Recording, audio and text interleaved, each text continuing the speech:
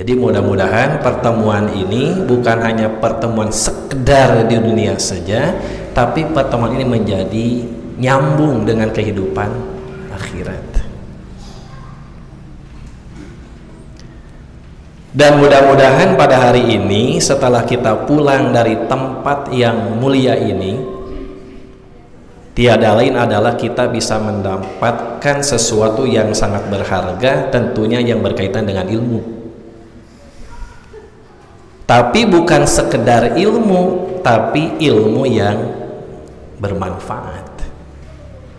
Sebab ibu dan bapak selalu berdoa meminta kepada Allah Subhanahu wa taala dengan ungkapan kalimat Allahumma inni as'aluka ilman nafi'an. Itu kan ungkapan yang kita minta. Tidak sekedar minta ilmu saja, tapi kita meminta kepada Allah Subhanahu wa taala, Allahumma ya Allah, ini as'aluka, sesungguhnya aku memohon kepada Engkau, meminta kepada Engkau ilman, ilmu. Tidak sekedar ilmu, tapi nafi'an, yang bisa bermanfaat. Bermanfaat bagi siapa? Tentunya bagi yang diri kita sendiri yang meminta. Bermanfaat bagi keluarga kita, bermanfaat bagi masyarakat kita, dan mudah-mudahan menjadi manfaat bagi negara kita, bukan hanya di dunia saja, tapi kelak pun di akhirat pun seperti itu. Itu permohonan kita. Nah, makanya Rasulullah SAW sudah memberikan sinyal dan informasi yang jelas pada kita. Ida matabnu adama in qata'a amaluhu. Apabila anak Adam itu meninggal, kata Rasul, in qata'a amaluhu, semua amalnya akan terputus kecuali 3 perkara. Di antara 3 perkara itu adalah, 1, Rasul mengatakan shadaqatun jariyatun, sedekah jariyah, sedekah yang mengalir. Artinya ketika ibu dan bapak mengeluarkan uang tidak seberapa, cuman hanya 1 miliar, dilebetkan karena kenceleng, data asup karena kenceleng mah terjadi weh. Ketika ibu berinfak, itu akan menjadi shadaqatun jariyatun, sedekah yang mengalir, bukan hari ini saja, tetapi akan mengalir sampai meninggal pun, sampai akhirat pun. Yang kedua, Nabi mengatakan waladun solihun, anak soleh. Ciri anak soleh itu yang bagaimana? Kata Rasul, yad'u lahu, yang bisa mendoakan kepada orang tuanya. Itulah ciri anak soleh. Dan yang ketiga Nabi mengatakan adalah ilmun yuntafa'u bihi, ilmu yang bermanfaat, ilmu yang dimanfaatkan. Jadi nanti kalau bisa setelah ibu dan bapak pulang dari sini, sampaikan yang hasil daripada hasil kajian hari ini. Kepada siapa? Kepada orang yang ada di rumah saja. Jangan jauh-jauh. Kepada orang yang ada di rumah saja. Kalau bapak sekarang sebagai suami, hari ini ngaji, pulang ke rumah, sampaikan kepada istri, sampaikan kepada anak. Kalau ibu sebagai istri, kemudian suami ibu tidak bisa pergi ke pengajian, ibu punya tugas menyampaikan hari ini kepada suami ibu, kepada anak ibu. Makanya nanti kalau pulang ditanya dapat apa dari Masjid Al-Haq itu pengajian, kenging naon ti Masjid Al-Haq teh pasikeun we ieu ibu, terangkeun atuh cenah, baca we olangan. Sudah cukup. Kenapa? Allah sudah mengatakan, ya ayyuhalladzina amanu qu anfusakum wa ahlikum. Nah itu sudah menyampaikan seperti itu. Wahai orang-orang yang beriman, qu anfusakum, jagalah anfusakum, diri kalian, wa ahlikum, dan keluarga kalian, minan nari, dari siksa api neraka. Jadi ibu punya tugas, bapak punya tugas menyampaikan lagi kepada orang yang ada di rumah. Ya syukur-syukur mereka dibawa ke rumah. Dibawa ke rumah, dibawa ke masjid barang-barang, nikmat kehidupan itu iman. Inilah ya. Ini sesuatu yang disampaikan oleh Rasul yang berkenan dengan ilmu. Mudah-mudahan ketika kita sudah pulang dari ini, kita mendapatkan ilmu yang sangat bermanfaat. Ikhwatu iman yang dimuliakan Allah, mudah-mudahan tidak terbaca ya. Nah, ada kertas warnanya, Bu, kertasnya warnanya apa? Bisa anu beureum? Ya. Berarti kalau ada yang warna merah bukan bawa saya itu ya. Bukan bawa saya itu. Saya kasih judul Sholawat Malaikat. Saya rasa ibu dan bapak sudah tidak aneh di telinga kita dengan ungkapan, dengan kalimat sholawat. Kira-kira menurut bapak nih Pak, apa artinya sholawat itu? Pak, hari sholawat teh naon? Bu, si bapak mah teterangan, ibu yang tahu lah. Sholawat itu apa artinya Bu? Kira-kira yang pernah kita dengar sholawat itu apa artinya? Kumaha Pak? Itu menihara rewosan itu.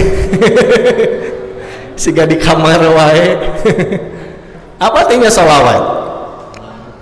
Menyambungkan. Menyambungkan. Ari silatu menyambungkan. Sholawat. Baik. Sholawat itu diambil dari kalimat sholla. Yusolli sholatan.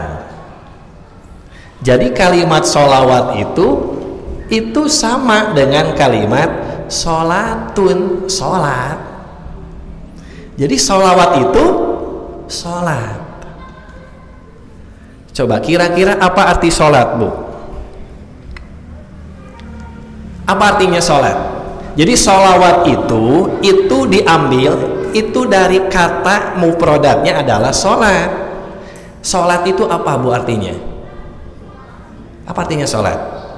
Ibu suka sholat? Berapa waktu? 5 waktu. Sudah hafal waktunya? Sudah. Apa artinya sholat? Gimana?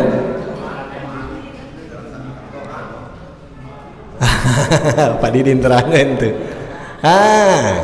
Dalam tafsir saya baca yang disebut sholat itu artinya ad-du'a. Jadi sholat itu adalah doa. Apa artinya doa? Sholawat. Sholat itu artinya doa. Apa artinya doa? Meminta, memohon. Kepada siapa kita memohon? Jelas itu adalah memohon kepada Allah. Artinya ketika kita salat yang dimulai dengan takbir sampai salam, kita sedang memohon kepada Allah Subhanahu wa taala. Permasalahannya, ngerti nggak? Paham nggak yang kita minta kepada Allah? Kan salat itu meminta. Ketika kita salat, paham nggak yang kita ucapkan? Coba sekedapnya ya, sebentar saja. Coba at-tahiyatulillah apa artinya?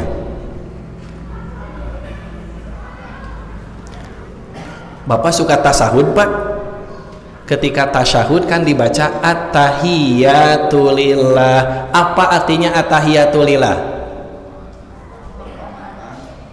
Kumaha?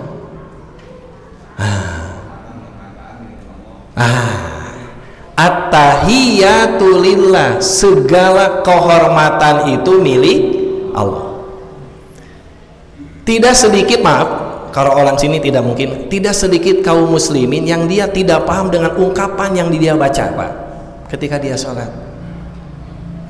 Ibu baca Robbik pilih warhamni wazburni. Naon sih wazburni teh? Apa artinya wazburni? Kan gitu ya. Nah, kenapa saya sampaikan ini, Ibu dan Bapak? Saya sampaikan hari ini adalah ketika kita sholat, karena sholat itu adalah memohon dan meminta, kita mesti paham. Kita mesti mengerti apa yang kita minta kepada Allah Subhanahu wa Ta'ala. Dan itu bukan tuntutan dari saya, itu tuntutan dari Allah Subhanahu wa Ta'ala. Ada ayat Al-Quran begini, Pak. Ayat Al-Quran ini, cuman saya lupa lagi surat keberapa, ayat keberapa. Yang jelas Al-Quran lah. Nanti sama Ibu dan Bapak periksa aja ya, dari mulai surat Al-Fatihah sampai surat An-Nas. Cek and recheck ya. Nanti cek and recheck. Sudah cek and recheck, kabar-kabari kepada saya ya, supaya tidak jadi gosip ya. Ayo tos, lamun tos jadi gosip teh kan was-was jadi. Ada ayat Al-Quran begini, Bu. Ya ayyuhalladzina amanu la taqrabus sholata wa antum sukara hatta ta'lamu ma taquluna. Gitu kan Allah. Ya ayyuhalladzina amanu, wahai orang-orang yang beriman, la taqrabu, janganlah kalian mendekati sholat. Janganlah kalian mendekati, berarti lawan daripada dekat apa, Bu? Jauh. Berarti jauhilah sholat, jauhilah tuh. Kapan?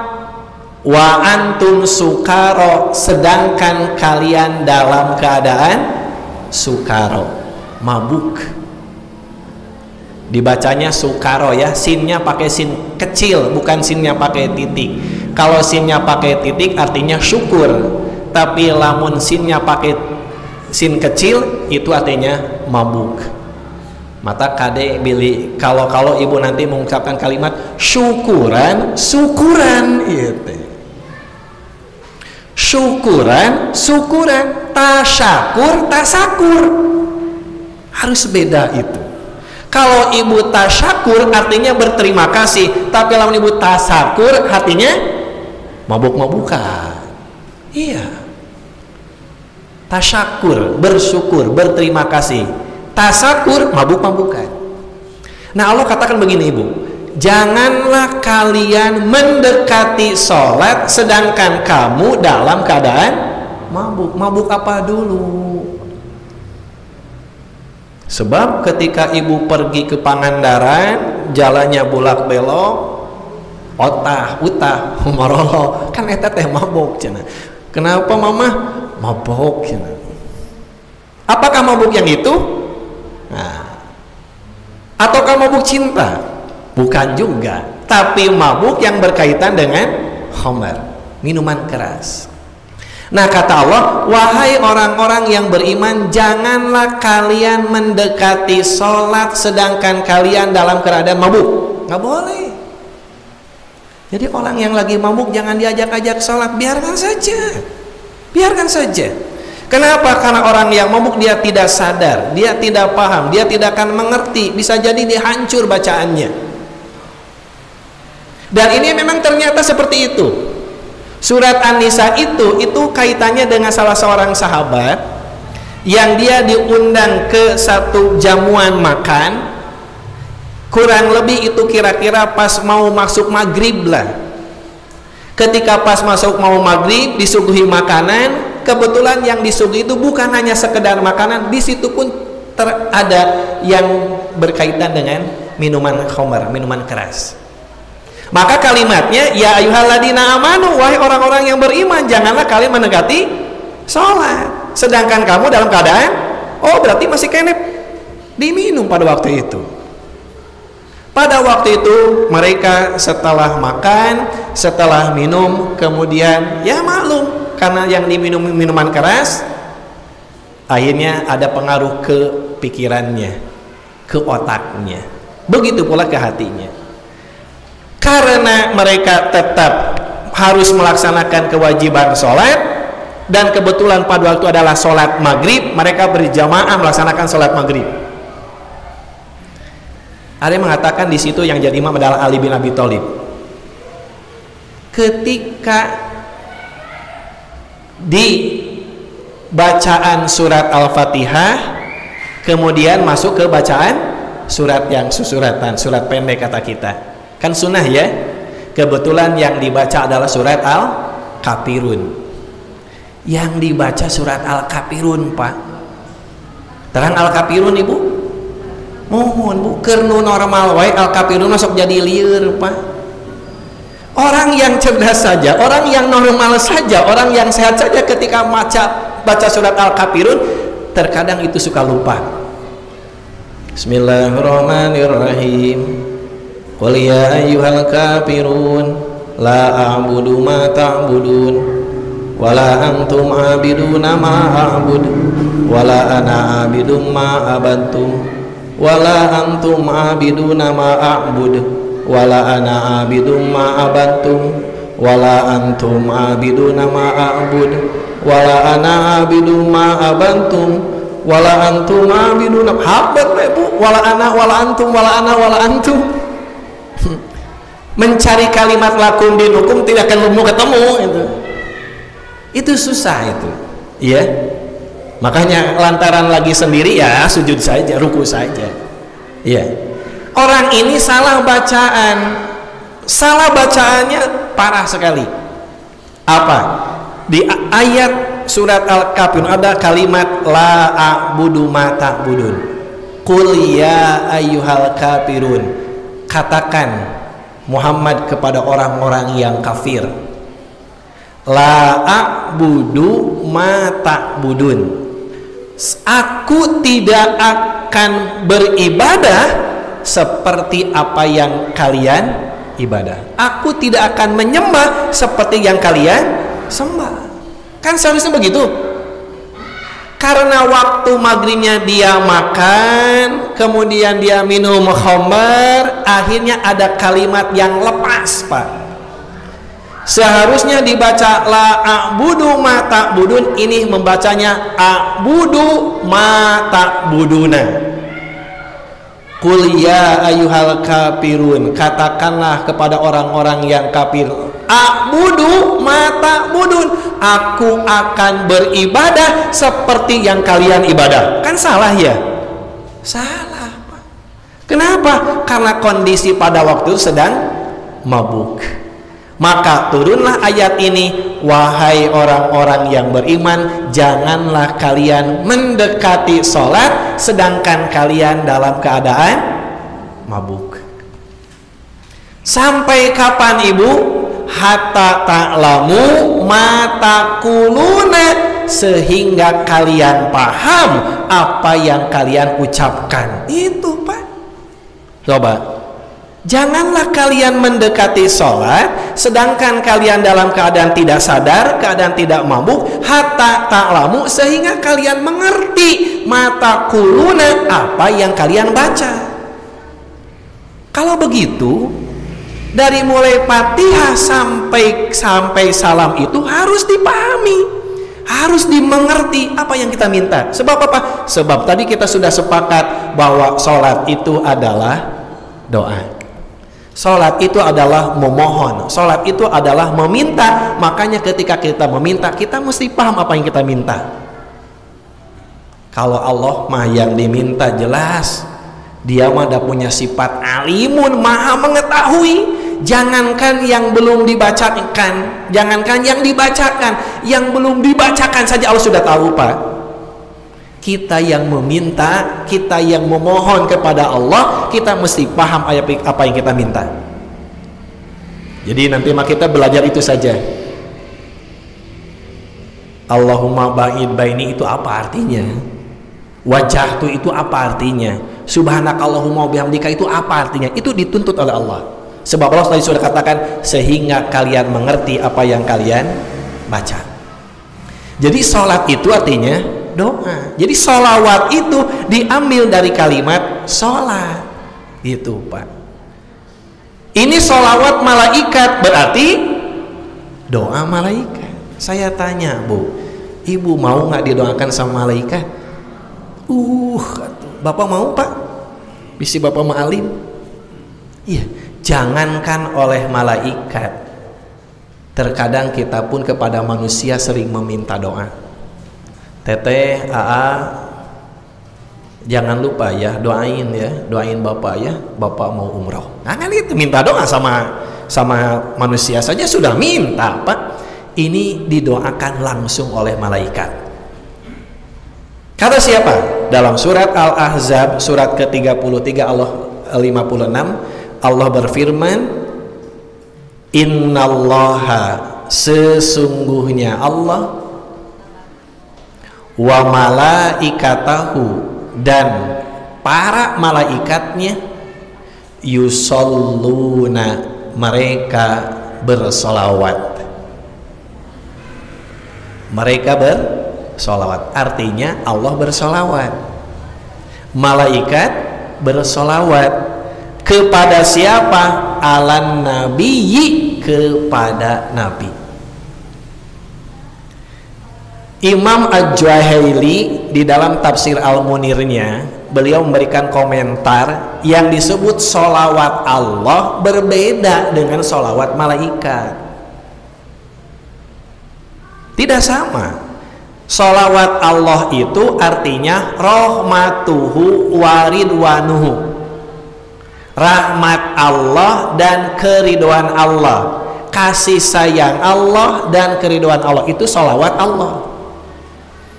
Jadi kalau ibu membaca di sholat waktu tasahud, Allahumma sholli ala Muhammad, Allahumma ya Allah sholli, mudah-mudahan engkau memberikan rahmat. Itu jadi sholawat Allah itu artinya rahmat Allah. Yang dimaksud sholawat malaikat itu adalah doanya malaikat, istighfaruhu, permohonan ampun malaikat buat Nabi. Jadi disebut sholawat Allah itu artinya rahmat Allah dan keridhoannya. Yang disebut sholawat malaikat itu artinya istighfaruhu, permohonan ampun malaikat buat Nabi. Allah mengatakan sesungguhnya Allah dan para malaikat mendoakan kepada Nabi. Berarti yang didoakan siapa? Yang didoakan siapa? Nabi, bukan kita. Kita Nabi bukan? Bukan, kita manusia biasa. Ya. Apakah kita berhak sebagai manusia biasa didoakan oleh malaikat? Kan kita juga. Apa kita berhak? Nah, tadi saya sudah tanya, apakah ibu dan bapak mau didoakan malaikat? Jawabannya seragam mau. Jawabannya seragam mau. Saya tanya, didoakan ku malaikat na ibu sareng bapak hoyong lami hoyong sakedap? Sekali lagi, ibu kan mau didoakan sama malaikat? Mau nggak? Mau ya. Bapak kan mau. Didoakan oleh malaikat mau lama, mau sebentar?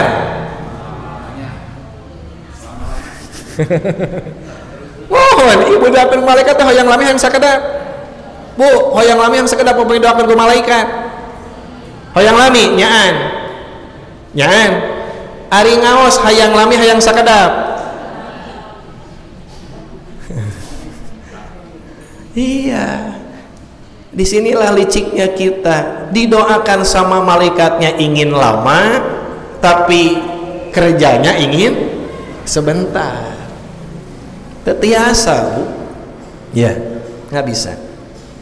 Satu, kalau kita ingin mendapatkan sholawat dari malaikat, satu, surat Al-Ahzab surat ke-33 ayat 41-43 Allah sudah menyampaikan begini.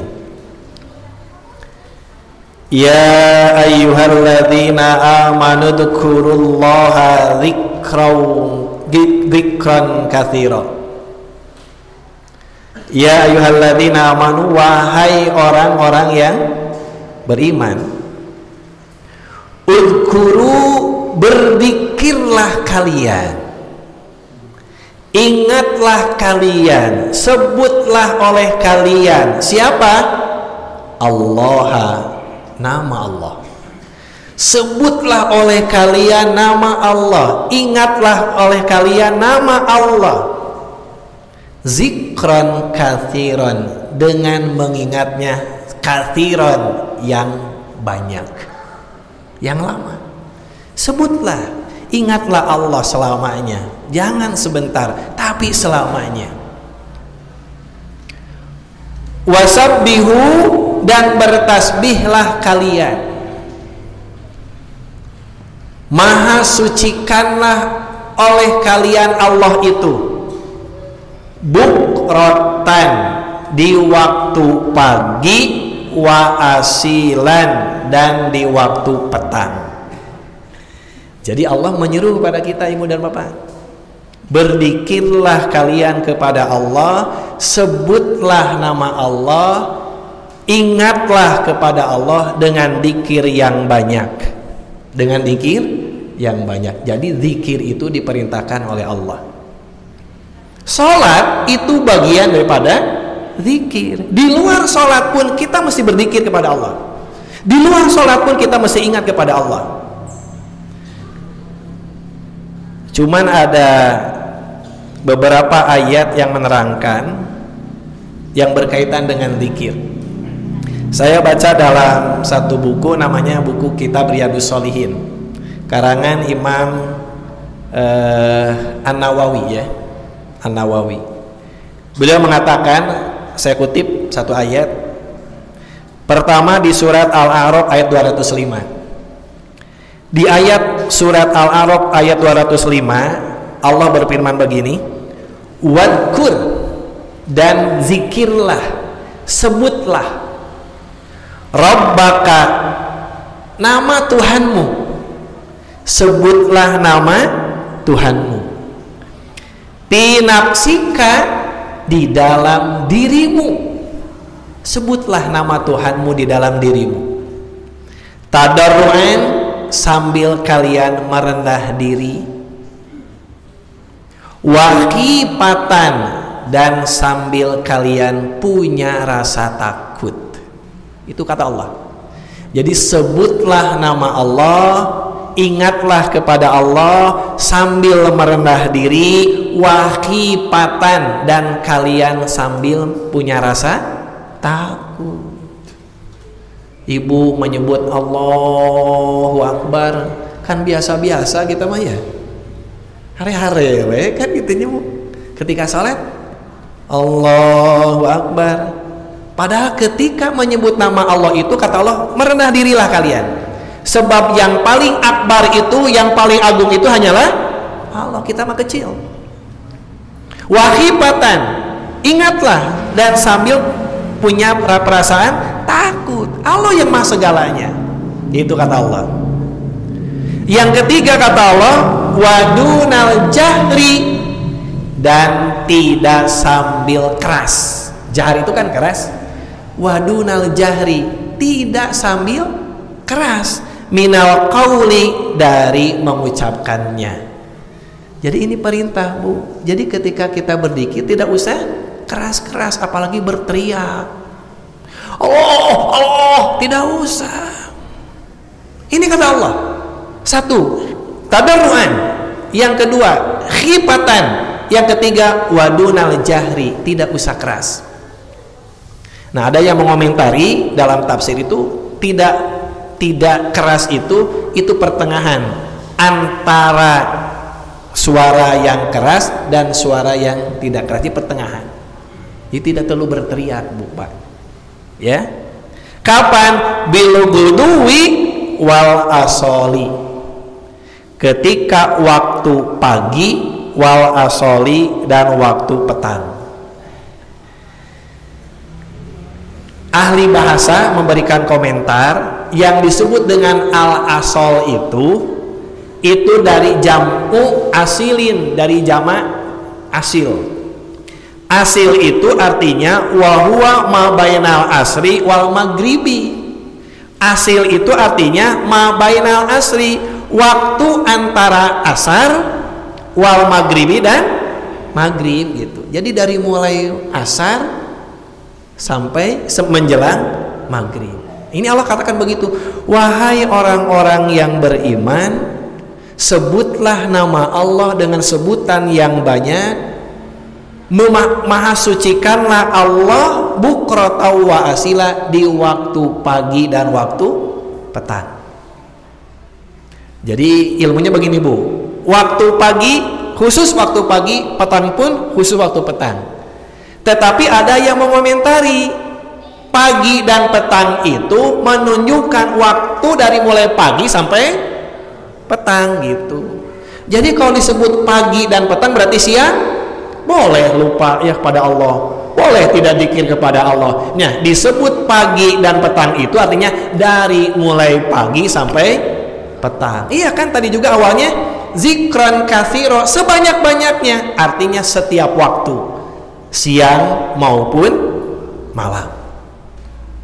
Nah, bagi orang-orang yang selalu berzikir kepada Allah, bagi orang-orang yang selalu mengingat kepada Allah, kata Allah, huwallazi yusolli alaikum, huwallazi yusolli alaikum, dialah Allah alladzi yang yusolli, memberikan sholawat, memberikan doa alaikum kepada kalian. Wa malaikatuhu, begitu pula malaikat akan memberikan sholawat kepada kalian. Jadi pada siapa? Bahwa sholawat malaikat itu bagi siapa?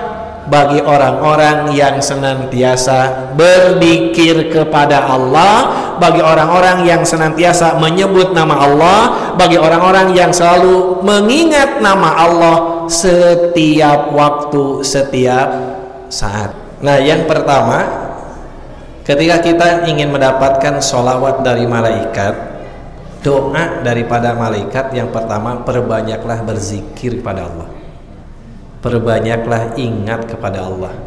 Itu kata Allah, zikran katsiran. Kemudian yang kedua, ada hadis Nabi. Hadis ini ditulis oleh Imam Muslim. Sahabat yang menyampaikannya adalah sahabat Abu Hurairah. An Abi Hurairah, dari Abu Hurairah. Qala, dia berkata, qala Rasulullah sallallahu alaihi wasallam, Rasulullah sallallahu alaihi wasallam, beliau telah bersabda. Apa sabda Nabi? Kata Rasul, man, siapa saja orang napasa yang membebaskan, siapa saja orang yang membebaskan, mau laki-laki, mau perempuan, mau anak muda, mau orang tua, yang dia membebaskan an mukminin, kepada seorang mukmin, kurbatan, dari satu kesulitan, min kurabi dunya, dari kesulitan dunia. Ini kata Nabi, siapa saja orang yang membebaskan, siapa saja orang yang melepaskan satu kesulitan orang yang beriman, napasallahu anhu kurbatan min kurabi yaumil qiyamati. Napasallahu, Allah akan melepaskan, Allah akan membebaskan, anhu, dari orang itu, kurbatan, satu kesulitan, min kurabi yaumil qiyamah, dari kesulitan kelak di hari kiamat. Itu kata Rasul. Waman yassara, dan siapa saja orang yang memudahkan, mempermudah, ala muksirin, kepada orang yang lagi sulit, yang lagi mendapatkan kesulitan, yassarallahu alaihi, Allah akan memudahkan kepada orang itu, fid dunya wal akhirah, baik di dunia maupun di akhirat. Mempermudahkan urusan. Kalau di sini ada misal orang yang selalu mengepel masjid, menyapu masjid dengan sendiri, padahal 2 lantai, kemudian kita melihat, kemudian diringankan oleh kita, Allah akan meringankan kesulitan orang itu di dunia dan di akhirat. Itu kata Nabi. Waman sataro, dan siapa saja orang yang menutupi aib musliman, seorang muslim. Siapa saja orang yang menutupi aibnya seorang muslim. Jadi kalau ibu punya suami, suaminya kan muslim. Bapak punya istri, istrinya kan muslim. Ibu menutupi aib suami ibu, bapak menutupi aib istri bapak. Nah, kata Nabi, satarahullahu, Allah akan menutupi aib orang itu di dunia wal akhirah, di dunia maupun di akhirat. Jadi kalau ada orang punya aib, jangan disebarluaskan aib itu, tutup oleh kita. Der ieu mah nguar-nguar aib salaki. Curhat dong mah. Ustazah, saya punya suami saya begini, itu di TV disebutkan kagorengan salakina, bayangkan. Padahal Nabi mengatakan harus ditutupi aib itu, apalagi aib seorang suami, apalagi aib seorang istri.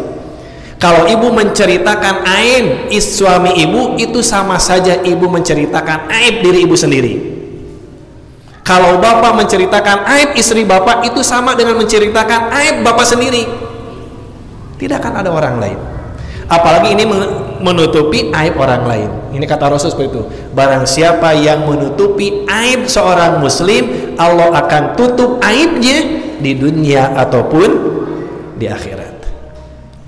Wallahu, dan Allah fi aunil abdi, akan senantiasa berada pada pertolongan seorang hamba, makanal abdu, selama hamba itu menolong, fi auni akhihi, menolong pada saudaranya. Jadi Allah itu akan senantiasa menolong orang itu selama dia itu menolong saudaranya. Maka Allah mengatakan, intan surullaha yansurkum, jika kalian menolong agama Allah, jika kalian menolong urusan-urusan yang berkaitan dengan urusan Allah, yansurkum, Allah pun pasti akan menolong kalian. Waman salaka, dan barang siapa orang yang menempuh jalan. Waman salaka, dan siapa saja orang yang menempuh torikon, jalan. Jalan apa? Yaltamisu pihi ilman, jalan untuk mencari ilmu. Ini kata Nabi, siapa saja orang yang menempuh jalan untuk mencari ilmu, sahalallahu, Allah akan memudahkan lahu, kepada orang itu, bihi, dengan usahanya itu, tariqan ilal jannati, jalannya ke surga. Inilah Pak. Jadi jangan dianggap sepele ketika kita berkumpul seperti ini. Jangan dianggap sederhana. Ini adalah harga yang sangat mahal.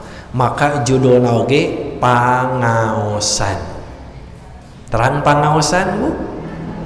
Mohon kan pangaosan berarti aya pangaosna ieu teh. Lantaran mahal, sedikit orang yang membelinya, maka yang ke pengajian itu jangan banyak-banyak. Nah sebabnya lantaran mahal. Beda dengan tontonan. Tontonan mah teu diondang oge daratang, pengajian mah diondang oge teu hadir. Urang mana? Nu jelas sanes urang dieu. Orang dia mah insya Allah pasti bakal hadir. Nah kata Rasul, siapa saja orang yang menempuh jalan untuk mencari ilmu, Allah akan memudahkan kepada orang itu jalannya ke surga.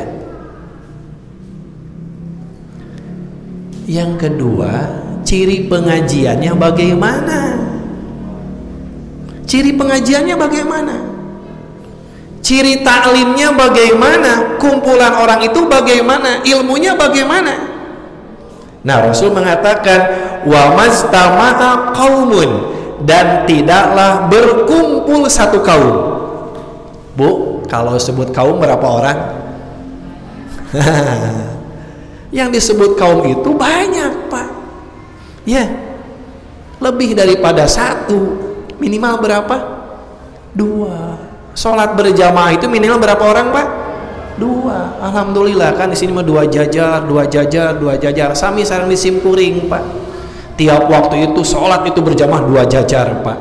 Sajajar imam, sajajar makmum. Sajajar imam, sajajar makmum sebar orang, Pak? 2an. 1 orang imam, 1 orang makmum, 2 jajar kan gitu. Nah, kata Rasul, wa maztama'a qaumun, dan tidaklah berkumpul satu kaum, satu kelompok, satu jamaah, satu jam'iyah, satu masyarakat. Di mana berkumpulnya? Catat, bukan di gang, bukan di lapang, bukan di diskotik, tapi fi baitin, di satu rumah. Rumah yang mana? Min buyutillahi, di antara rumah-rumah Allah. Kalau ada kecap benda, ada kalimat benda, baitun itu kalimatnya kalimat benda, kemudian disandarkan kepada kalimat Allah, itu artinya bukan tempat biasa, bukan rumah biasa, tapi rumah yang sangat luar biasa. Saya pernah baca itu satu bukan kaidah, ilmu bahasa Arab. Kalau ada satu kalimat benda kemudian disandarkan kepada kalimat Allah, itu menandakan tempat itu penuh dengan kemuliaan. Baitun, rumah, tapi ketika baitun digandengkan dengan kalimat Allah jadi rumah. Nah, jadi penuh dengan al-isyraf, itu artinya mulia. Jadi tempat yang mulia itu disebutnya adalah Baitullah. Berarti Baitullah itu apa, Pak? Masjid, Pak. Dan tidaklah dia berkumpul di tempat, di satu tempat, di rumah Allah, di masjid kumpul nate. Apa isi pengajiannya? Apa kumpulan mereka? 1, yajluna kitaballah. Itu ciri ngaji, Pak. Itu ciri ngaji. 1, yajluna. Yajlu itu diambil dari kalimat tala. Tala yajlu tilawah. Kita sering mendengar ya di provinsi, di kecamatan, apalagi di nasional, ayat kalimat musabaqoh tilawatil. Apa tilawah tuh? Membaca. Musabaqoh balap maca Al-Qur'an gitu. Ini ciri pengajian itu apa? Yajluna kitaballah. Mereka membuka Al-Quran, mereka membaca Al-Quran. Jadi Al-Qurannya dibaca. Kenapa sampai Nabi mengatakan harus membaca Al-Quran? Ternyata Rasul mengatakan man qara'a harfan minal Qur'ani falahu hasanatun. Siapa saja orang yang membaca 1 huruf dari Al-Quran, falahu hasanatun, maka bagi orang itu 1 kebaikan.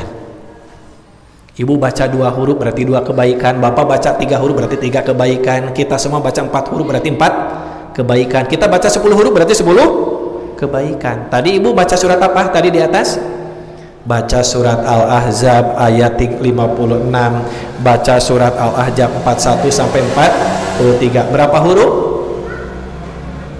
Berapa huruf? Banyak. Artinya banyak kebaikannya.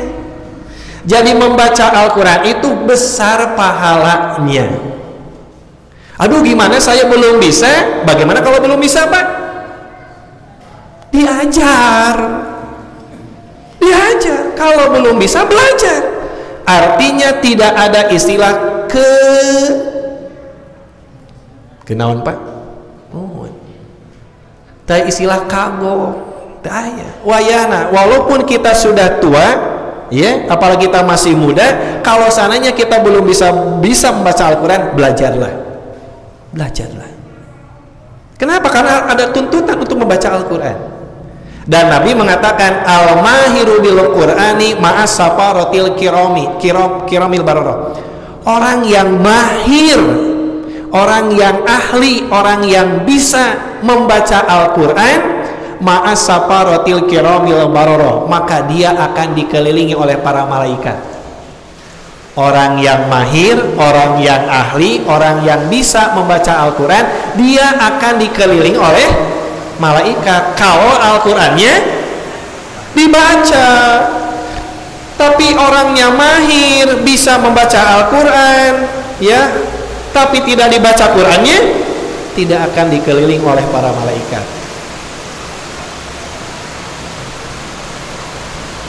Hujannya. Yang kedua, walladzi yaqra'ul qur'ana wa yatata'u, dan orang yang membaca Al-Quran wa yatata'u, walaupun dia tergagap-gagap, kata Nabi, lahu ajroni, bagi orang itu 2 pahala. Orang yang tergagap-gagap, belum bisa, belum lancar, kata Rasul, bagi dia 2 pahala, 2 ganjaran. Ada anak muda baru ikro, jangan malu.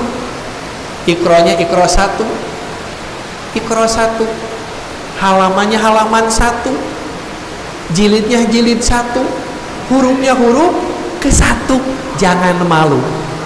Kenapa? Kata Rasul, lahu ajroni, bagi orang itu 2 pahala. Dari mana 2 pahala? 1, jelas dari membacanya, karena itu adalah huruf Al-Quran.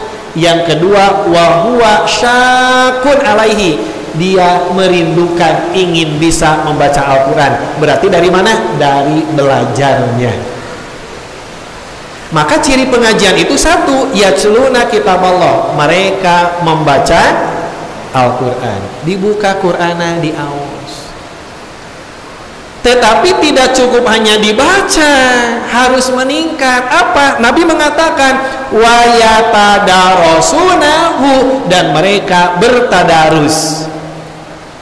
Oh, kalau begitu Ibu dan Bapak, tadarus itu lebih tinggi daripada membaca. Di kita mah tadarus teh membaca, padahal tadarus bukan membaca. Membaca mah yatslu, tilawah. Tadarus itu lebih tinggi daripada membaca. Apa tadarus? Tadarus itu diambil dari kalimat darosa. Darosa itu artinya belajar. Maka bahasa Arabnya tempat belajar itu madrasah. Wa yatadarasunahu, dan mereka mempelajarinya. Tidak sekedar membaca, mempelajarinya, digali terjemahnya, digali artinya, digali tafsirnya, apa isinya. Oh, berarti harus meningkat ke tingkat tadarus, tidak cukup membaca. Sebab tidak sedikit hanya orang banyak membaca saja, tidak sampai memahami ayat-ayatnya. Ini contoh saja. Di kampung saya masih ada, kalau ada ibu-ibu lagi hamil besar itu, pas masuk usia 4 bulan, karena sudah yakin sudah ditiupkan ruh di dalam perut anaknya, ke rahimnya, maka mereka si ibu-ibu suka baca Al-Quran. Getol macana teh. Ya. Nu dibaca naon Bu? Hiji surat Yusuf. Nu kadua surat Maryam. Setelah dianalisa, pertanyaannya, kenapa ibu membaca surat Yusuf? Sugan we cenah mun pun anak teh lahir lalaki siga Nabi nawana tuh. Jadi baca surat Yusuf teh ingin gantengnya, maca surat Maryam teh ingin cantiknya. Lain hayang soleh jeung solehahna. Kudu nama maca surat Yusuf teh hayang solehna siga Nabi Yusuf, maca surat Maryam hayang solehana siga Siti. Ieu mah hayang geulis jeung kasepna. Ceuk abdi nu bodoh ieu mah. Menurut saya yang bodoh nu nangtukeun kasep jeung geulis mah lain surat Yusuf, lain surat Maryam. Nyapanya? Yang menentukan cantik, yang menentukan tampan bukan surat Yusuf, bukan surat Maryam. Kumaha indung jeung bapana we. Sim kuring ayeuna kasep. Si ibu kuat kasih gitu. Kan ada laki. Iya, minimal meureun lamun bapana 80 nilainya, indungna 8,2, minimal anaknya lahir 8,8. Ya itu dong. Jadi bukan Yusuf baca surat Yusuf ingin ganteng, baca surat Maryam ingin cantik. Oh, berarti hanya sampai membaca tingkatannya, belum digali isinya. Iya kan? Paingan atau si ibu terbaca surat Al-Baqarah nya. Kenapa tidak baca surat Al-Baqarah? Mungkin takut pas lahirnya jadi moh gitu, meureun lain oa-oa. Jadi sieun jadi sapi si ganawa kan gitu ya teh. Nah, ketika ibu dan bapak melihat orang seperti itu, jangan dilarang, teruskan saja, suruh, boleh laksanakan, teruskan.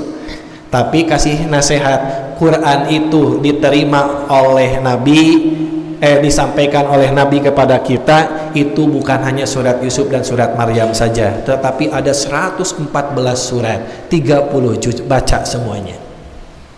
Nah, wayatadarosunahu, dan mereka menggali isinya. Jadi ini ciri pengajian, satu ayat Qurannya dibaca, yang kedua digali isinya. Nah, kalau satu kaum itu pengajian itu seperti itu, satu kata Nabi, illa nazalat alaihimus sakinatu, kecuali akan diturunkan kepada mereka as-sakinah. Tahu sakinah? Naon bu sakinah teh? Kulan?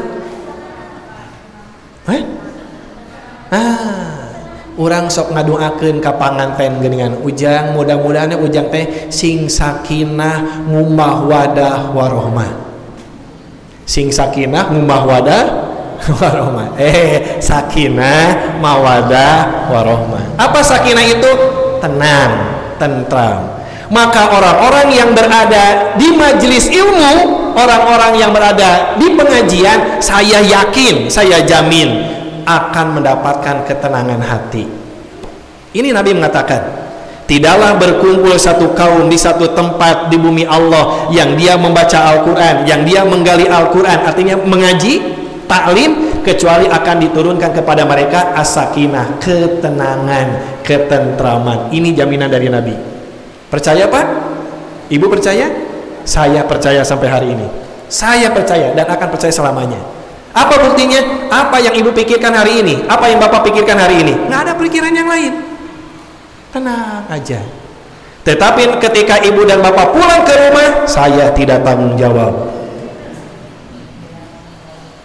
Sapu di kabumi Pak.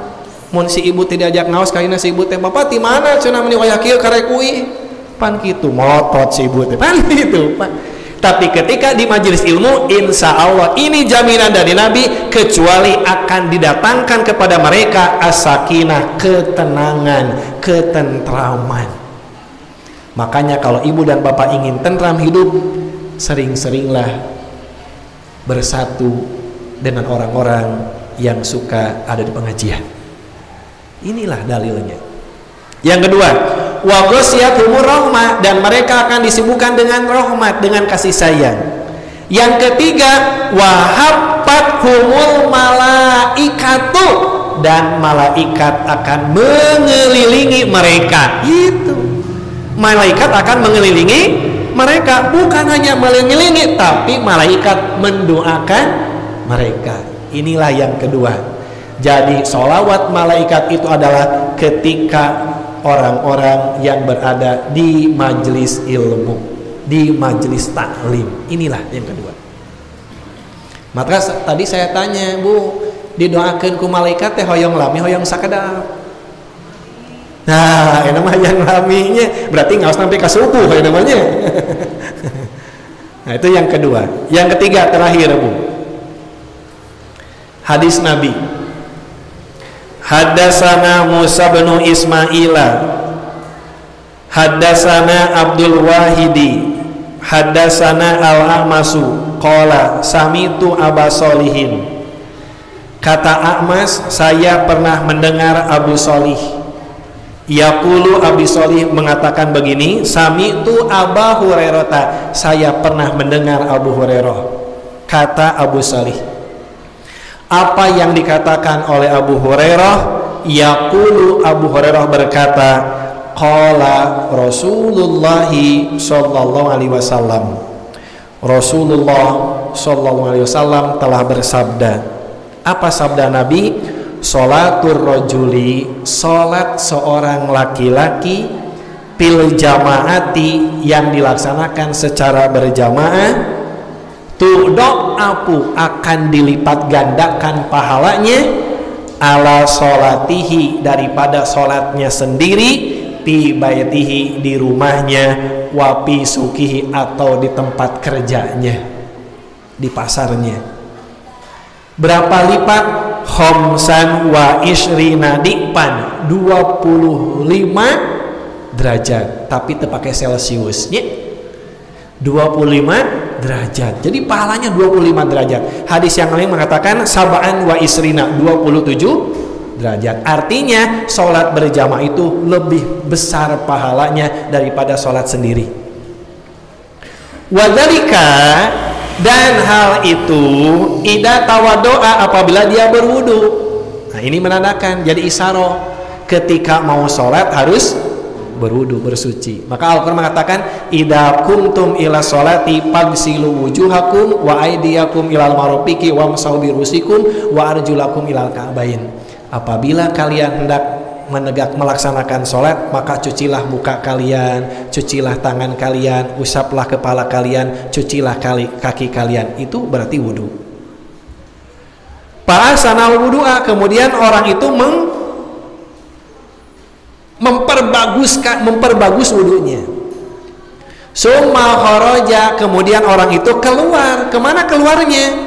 Dari rumah, ilal masjidi, ke masjid. La yukhrijuhu, tidaklah dia keluar ke masjid itu illa sholatu, kecuali mau sholat.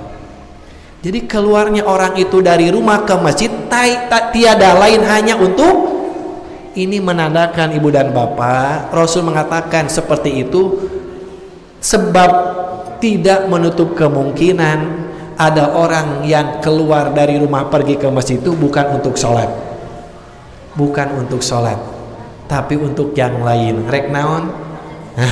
Ada orang yang ke masjid itu mau enak tidur sebab di rumah banyak yang mengganggu. Ini saya pengalaman melihat orangnya langsung. Ada anak muda parkir di depan masjid, kemudian dia masuk ke masjid, tidak berwudu, langsung masuk ke masjid, sugan teh bade sholat, bu gelehe ulem we Pak. Tidur Pak.